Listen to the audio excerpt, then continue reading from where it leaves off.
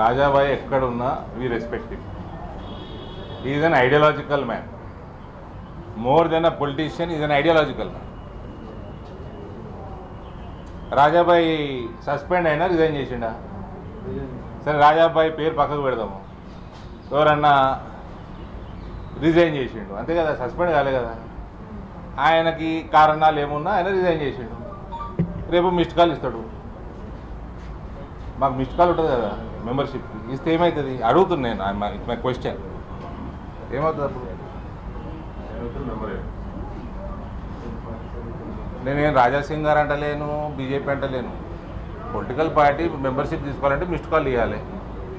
రకరకాలు ఉన్నాయి, missed call కూడా ఉంది.